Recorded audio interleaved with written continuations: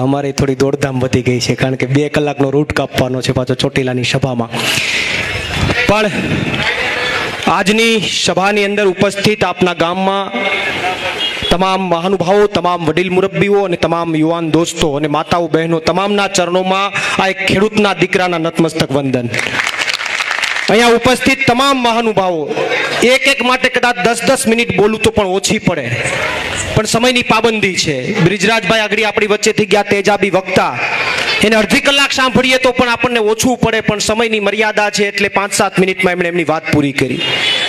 એવા જ મારી સાથે જેલમાં કડદા કાંડની અંદર 108 દિવસથી વધારે રહીને આવ્યા એવા રમેશભાઈ મેરને તાળીઓના ગડગડાટથી વધાવો. ખૂબ મજબૂતાઈથી એમને ખેડૂતો માટેની લડાઈ લડ્યા. સાથે સાથે અમારે પંકજભાઈ હોય અને તમામ વિક્રમભાઈ આગળ અહીંયાથી વચ્ચે રહી ગયા, પુરુષોત્તમભાઈ, જેટલા પણ હોય, કોઈનું નામ રહી જાય તો થોડી ઉતાવળમાં છે, માફ કરજો. પણ 2 અહીંના સ્થાનિક મહાનુભાવો, એક ડૉક્ટર રાણા સાહેબ અને એક ચંદુભાઈ, અને બાકી પણ જે બે આ મહેનતની અંદર સહયોગ આપ્યો છે, એ બધાનો ખૂબ ખૂબ આભાર માનું છું. વિશેષ ચર્ચા નહીં કરું, હું પણ મારી વાત માત્ર 10 મિનિટમાં પૂર્ણ કરીશ, કારણ કે ચોટીલા 10 વાગ્યા પહેલા કોઈ પણ ભોગે પહોંચવું પડે એવી સ્થિતિ છે અને આખા ગુજરાતનું ધ્યાન ત્યાં પણ છે. પણ મહત્વની વાત એ છે, મહત્વની ચર્ચા એ છે કે તમારી વચ્ચે આવ્યા છીએ એક ખેડૂતોની યાત્રા લઈને, ભગવાન સોમનાથના દર્શન કરી એના ચરણમાં શીશ ઝુકાવી અને પહેલું ચરણ પૂરું કર્યું ઘેલા સોમનાથ દર્શન કરીને, અને આજથી બીજા ચરણની શરૂઆત થઈ. સુરેન્દ્રનગર લોકસભાની અંદર આ વિસ્તારની અંદર તમારી વચ્ચે આજે આવ્યા છે, તમારા ગામની અંદર આવ્યા છીએ. આજે સુરેન્દ્રનગરની અંદર ચોટીલાવાડામાં ચામુંડમાના ચરણોમાં જવાનું છે, એમના ગઢમાં જવાનું છે અને એના દર્શન એના આશીર્વાદ લેવાના છે. પ્રશ્નો ખેડૂતોના અનેક છે, મુદ્દાઓ અનેક છે, એના માટે લડીએ છીએ, વર્ષોથી લડીએ છીએ. તમારા દીકરા તરીકે વર્ષોથી હું પણ લડું છું, પણ લડવા જઈએ તો જેલમાં નાખે છે. હળદરમાં તમે બધાએ જોયું કે એમને બધાને 108 દિવસની જેલ કરી દીધી. કડદાનો મુદ્દો, કપાસનો મુદ્દો, એમાં અમે લડવા ગયા કે કડદો થાય છે ભાઈ, આ બંધ કરાવો. કડદો બંધ કરાવવામાં રસ ન લીધો, અમને બધાને પકડીને જેલમાં નાખ્યા. ખેડૂતોને લાઠીચાર્જ કર્યો, ખેડૂતોના ઘરમાં ઘૂસીને માર્યા, એની ઘર વખરી તોડી નાખી. એ તો જેણે આંખે જોયું ને એને એ દર્દ સમજાણું છે. અમે આંખે જોયું છે, એ દર્દ અમે જે જાણ્યું છે તો કદાચ કોઈએ નહીં જાણ્યું હોય, કારણ કે વિડીયોમાં દેખાય અને નજર સામે દેખાય, સાહેબ અલગ વાત હોય. ખૂબ દુઃખ થયું. ખેડૂતોની દિવાળી જેલમાં ગઈ, અનેક પરિસ્થિતિઓનો સામનો કરવો પડ્યો. તમારી અહીંયાની વાત કરું તો અહીંયા કપાસનું વાવેતર મારા ખ્યાલથી આ વિસ્તારમાં ઘણું ખરું થાય છે ને? તો કપાસનું વાવેતર થાય દર વર્ષે. તમને બધાને ખબર છે કે જ્યારે કપાસ માર્કેટમાં આવે, ખેડૂતના ખેતરમાંથી ઉતરીને આવે, ત્યારે જે કપાસનું એસોસિએશન છે કે બોર્ડ છે, CCI છે, એ ક્યારેય ખરીદી નથી કરતું. પહેલા ભાજપના મળતિયા તમારી પાસેથી ખરીદી કરે 1200-1300 રૂપિયામાં, અને પછી 4 કે 5 મહિના પછી CCI ની ખરીદી કરે. વગર પાવડે ઉપાડે, વગર મહેનત કરે, વગર વાડીએ જવાનું નથી, પાણી વારવું નથી, કાંઈ પણ કર્યા વિના 300, 400 નો વધારો વચ્ચેના ભાજપના મળતિયાઓ લઈ જાય. આ એક મોટું સ્કેમ છે સાહેબ. મારો ખેડૂત વાડીએ જાય, મહેનત કરે, રાત દિવસ ઉજાગરા કરે, પાવડો લે, એને એના ભાવ ન મળે, પણ ભાજપના મળતિયા વચ્ચેથી કટકી કરી જાય. આ આપણે વર્ષોથી ભોગવતા આવ્યા છે ભાજપના રાજમાં. વાત સાચી છે કે નહીં? અહીંયા તમારા ગામનો પ્રશ્ન મને જાણવા મળ્યો કે ગટરની કંઈક કેટલા સમયથી માથાકૂટ છે. ચંદુભાઈ કંઈક લડતા હતા ને ગટરનું ભેગું થતું નથી. આ ભાજપના રાજમાં દારૂબંધી છે અને દારૂબંધીમાં ગટર થઈ જવા માટેનું આયોજન છે.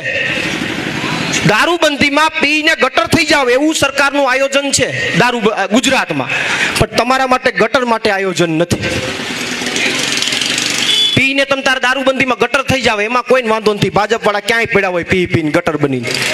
પણ તમારા ગામમાં ગટરની વાત આવે તો એને રસ નથી. હાઈ ટેન્શન લાઈનના પ્રશ્નો છે તમારા વિસ્તારના, અનેક પ્રશ્નો એના સ્થાનિક પ્રશ્નો છે, પણ એમની અંદર બીજેપીને રસ નથી. ચૂંટણીઓમાં આવે ત્યારે વાયદાઓ કરે કે મારા ગુજરાતના ખેડૂતની આવક બમણી કરવી છે. આવી વાતો ભાજપ વાળાએ કરી છે, સાંભળી તમે? થઈ તમારી આવક બમણી? ભાજપ વાળાની 20 ગણી થઈ ગઈ, ખબર છે તમને?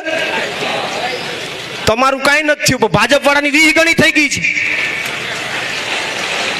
ચૂંટણીમાં વાયદાઓમાં એમ કહે કે ભાઈ પશુપાલનનો વિકાસ કરવો છે, એકેય પશુનો વિકાસ નથી થયો, ભાજપના આખલાનો વિકાસ થઈ ગયો. વાયદાઓ આપીને જાય છે, થતું કાંઈ નથી. ભાજપ એના રાજની અંદર ખેડૂતોને આપવામાં નિષ્ફળ રહી છે. આ વાત સાચી કે ખોટી? ખેડૂતોને કઈ આપવાની વાત આવે, 4 લાખ કરોડનું બજેટ આવે તો માત્ર 24,000 કરોડ. ખેડૂતને આપવાની અંદર ખાતરની વાત આવે તો સમયસર ખાતર ન મળે. ખેડૂતને આપવામાં ભાજપ કાયમી માટે નિષ્ફળ રહી છે. આ વાત સત્ય છે ને? તો સાહેબ, ભાજપ ખેડૂતોને આપવા નિષ્ફળ રહી છે ને, એની ચર્ચા ગુજરાતમાં થવી જોઈએ. આમ આદમી ખેડૂતની યાત્રા લઈને નીકળી છે, એ સફળ થઈ કે નિષ્ફળ થઈ એ તો મારો ગુજરાતનો ખેડૂત નક્કી કરશે, પણ ચર્ચા એની થવી જોઈએ કે આ ભાજપે એટલા વર્ષોથી મારા ગુજરાતના ખેડૂતને કંઈ આપ્યું નથી અને નિષ્ફળ ગયા છે.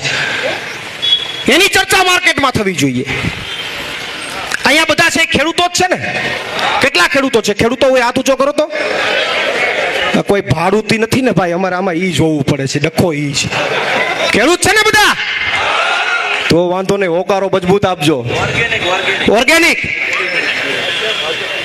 તો વિશેષમાં બીજી કોઈ ચર્ચા ન કરતા મારે આપને એટલી જ વિનંતી કરવી છે કે ખેડૂતના દીકરા તરીકે તમારી વચ્ચે આવ્યો છું. જેલમાં એટલા માટે નાખવામાં આવ્યો કે તૂટી જઈએ, હિંમત હારી જઈએ, ગુજરાતના ખેડૂત માટે ન બોલીએ. પણ 108 દિવસની યાતના પીડા ભોગવીને આવ્યા પછી પણ મારા ગુજરાતના ખેડૂત માટે હું યાત્રા લઈને પાર્ટી દ્વારા અમે નીકળ્યા છીએ. ત્યારે મારે તમારા આશીર્વાદની જરૂર છે. મારે તમારા આશીર્વાદની જરૂર છે.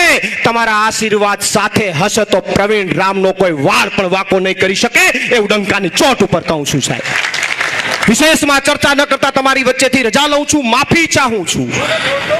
કારણ કે વચ્ચે મોરબીનો પાછો ટ્રાફિક નડી જાય તો ડખો થાય, પાછા રોડે પેરિસ જેવા છે બધે, એટલે જો ટ્રાફિક નડી ગયો તો ડખો થાય, એટલે વચ્ચે રજા લેવાનો વિષય છે. એટલા માટે આપ સૌની માફી ચાહું છું કે જે સમય તમને આપી શકીએ એમાંથી થોડોક સમય અમારે કટ કરવો પડ્યો છે. આમાંથી ઘણા બધા અમારા નેતાઓ એવા છે કે એની વાણીનો લાભ લેવાનો હતો, પણ મજબૂરી એ થઈ કે ઘણા કદાચ રહી ગયા હશે.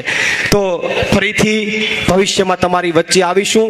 આ જ રીતથી, આ જ તાકાતથી તમારી સામે ગર્જના કરશું, પણ તાલુકા જિલ્લામાં કંઈક દેખાડજો. દેખાડશો? પાકું? બોલો ભારત માતા કી જય. જવાન, જય જવાન.